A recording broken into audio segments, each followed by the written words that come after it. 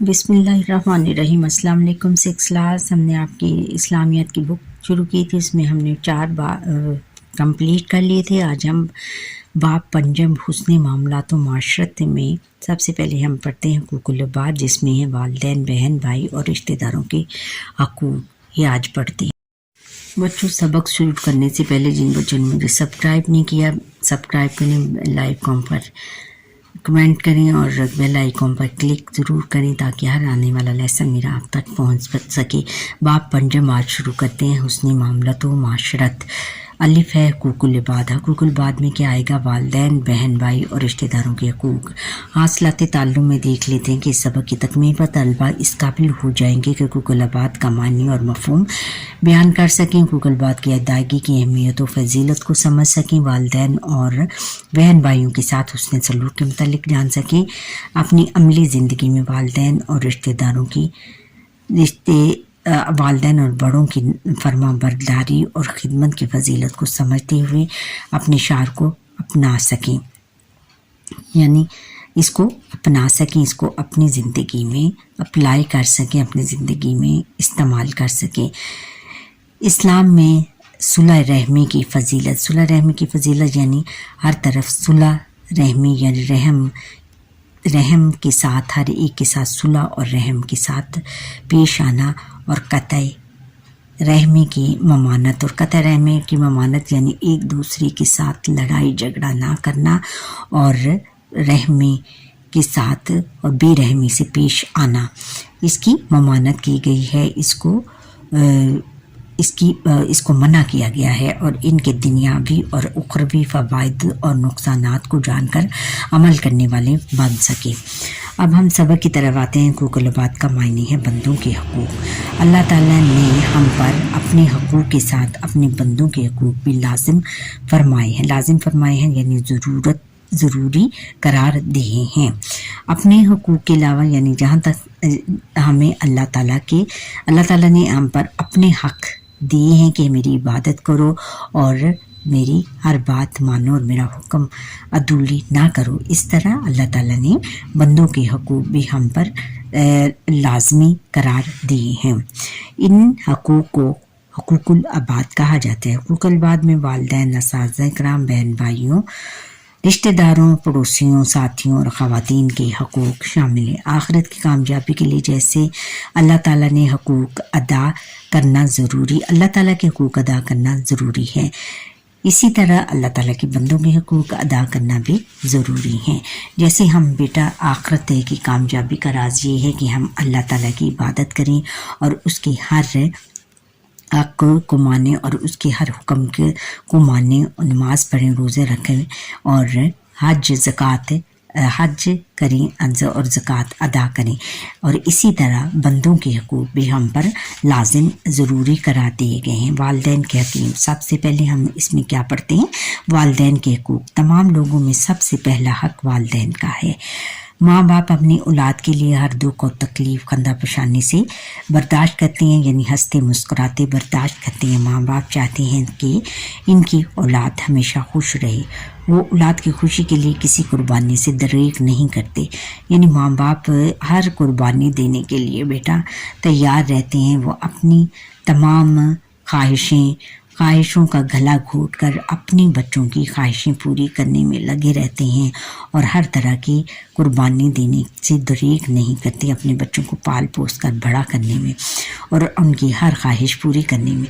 نبی اکرم خاتم نبی صلی اللہ علیہ وسلم نے والدین کی نافرمانی کو کبیرہ گناہوں میں سے ایک گناہ قرار دیا۔ کبیرہ گناہ یعنی بہت بڑا گناہ، بڑے گناہوں میں سے ایک قرار دیا۔ آپ خاتم نبی صلی اللہ علیہ وسلم نے یہ بھی فرمایا اللہ تعالیٰ کی رضا باپ کی رضا میں ہے اور اللہ تعالیٰ کی ناراضی باپ کی ناراضی میں ہے، کہ اگر ہم اپنے باپ کو ناراض کرتے ہیں تو وہ اللہ تعالیٰ اس سے بہت زیادہ ناراض ہوتا ہے، اور اللہ تعالیٰ کی ناراضی، اللہ تعالیٰ کی رضا باپ کی رضا ہے، اور اللہ تعالیٰ کی جو رضا ہے، جو اس کی مرضی ہے، وہ باپ کی مرضی میں شامل ہے، کہ باپ جو کہے گا وہ اس سے اگر ہم وہ بات نہیں مانیں گے تو اس سے اللہ تعالیٰ ناراض ہو جائے گا، اور جو باپ اگر ہم ان کی ان کے حکم مانیں گے اپنے باپ کا تو وہ اللہ تعالیٰ پھر اس طرح ہم سے خوش ہو جائے گا.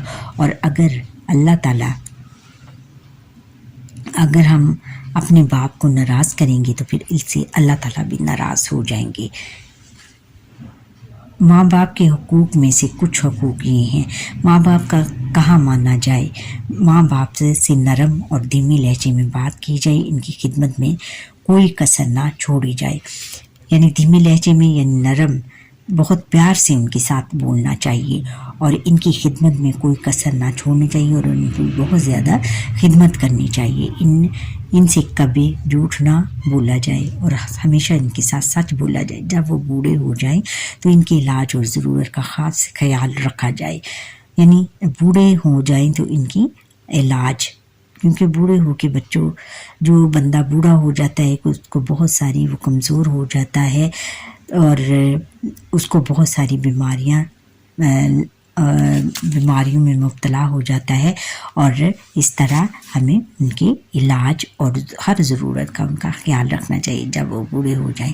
ماں باپ کے رشتہ داروں سے اچھا سلوک کیا جائے اور ہمارے ماں باپ کے جتنے بھی رشتہ دار ہوتے ہیں ان کے بہن بھائی اور ان کے ماں باپ یعنی ان سے بھی ہمیں اچھا سلوک کرنا چاہیے. جب وہ دنیا سے رخصت آ جائیں تو ان کے لیے دعائیں مغفرت کی جائے اور نیک اعمال کے ذریعے انہیں ثواب پہنچایا جائے. اور اگر وہ دنیا سے چلے جائیں تو ان کے لیے دعائیں مغفرت کی جائے. وہ دعائیں مغفرت ہم کس طرح کر سکتے ہیں کہ ان کے لیے ہم قرآن پاک پڑھ لیں اور بعد نماز باقاعدگی سے پڑھیں اور نماز سے بھی ان کی بخشش ہو سکتی ہے اور پھر ان کی مغفرت کے جتنے بھی طریقے ہیں ان پر عمل کیا جائے اور پھر ہم نیک عمل کریں تو بھی ان کو ثواب پہنچ سکتا ہے کہ یعنی ہم روزے رکھیں، نماز پڑھیں اور اس طرح کے چھوٹے چھوٹے اچھے کام کریں.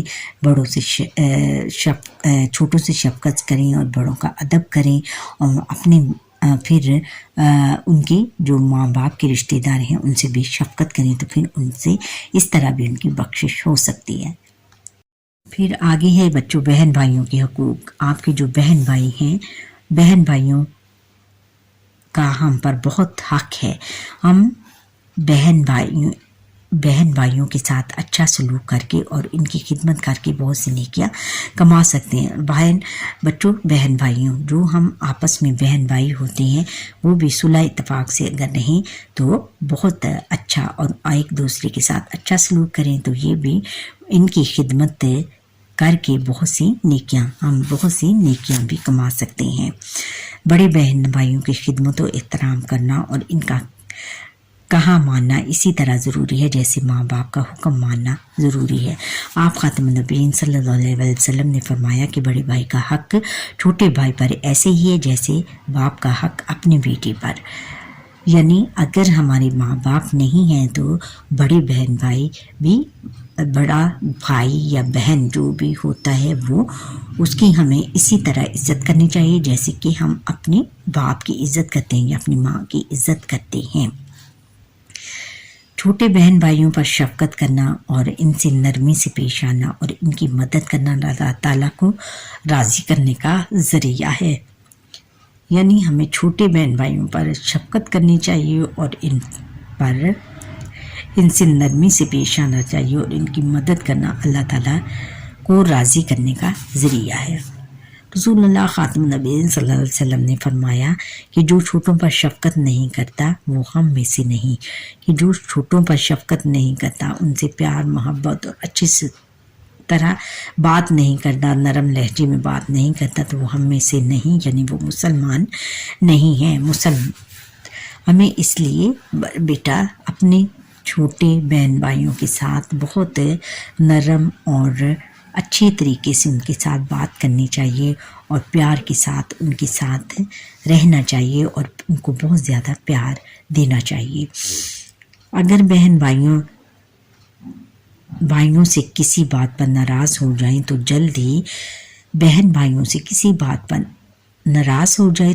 ہی صلح کر لینی چاہیے، کیونکہ 3 دن سے زیادہ ناراض رہنا اللہ تعالیٰ کو پسند نہیں ہے. یعنی اس میں بچوں بہن بھائی آپس میں بہت دیر تک ایک دوسرے سے ناراض رہتے ہیں، لیکن اللہ تعالیٰ کا حکم ہے کہ آپ اگر ایک دوسرے سے ناراض بھی ہو جاتے ہو کسی بات پر تو صرف 3 دن تک ناراض رہو، 3 دن سے زیادہ ناراض نہیں ہونا چاہیے. آگے پھر ہے کہ رشتہ داروں کے حقوق. والدین اور بہن بھائیوں کے بعد انسان کا قریبی تعلق اپنے خونی رشتہ داروں سے ہوتا ہے. ان میں چچا، تایا، ماموں، خالہ، پھوپھی اور ان کی اولاد اور دوسرے رشتہ دار شامل ہوتے ہیں.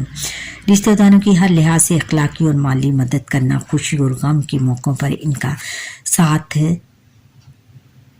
دینا، بیماری میں ان کی عیادت کرنا یعنی ان کی خبر گیری کرنا اور ان کے گھر اور بچوں کا خیال رکھنا، اور جب وہ مدد کے لیے بلائیں تو ان کی مدد کرنا ہر مسلمان کا فرض ہے. اللہ تعالیٰ کا ارشاد ہے کہ ترجمہ اور رشتہ داروں کو اس کا حق ادا کرو. یعنی رشتہ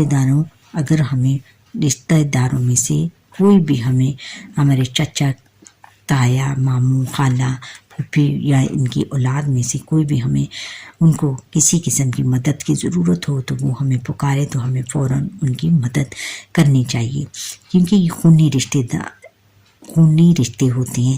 ترجمہ اللہ تعالیٰ نے کا ارشاد ہے ترجمہ اور رشتہ داروں کو اس کا حق ادا کرو، کہ جو بھی ہمارے اوپر رشتہ داروں کے حقوق ہیں ان کا ہمیں حق ادا کرنا چاہیے. اور حدیث نبوی کے مطابق نادار کو صدقہ دینا نیکی ہے، لیکن رشتہ داروں کو صدقہ دینے سے دگنا ثواب ملتا ہے. ایسے صدقہ بھی ادا ہوگا اور رشتہ داری کا حق بھی.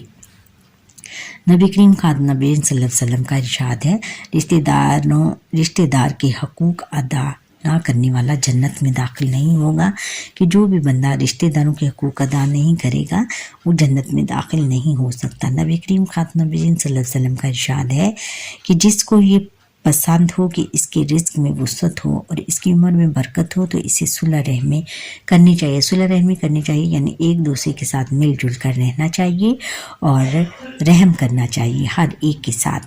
اچھا بچوں، یہاں پر ہی ہمارے آج کے لیسن کا وقت ختم ہوتا ہے. آپ مجھے لائک سبسکرائب کریں اور بیل آئیکن پر کلک کریں.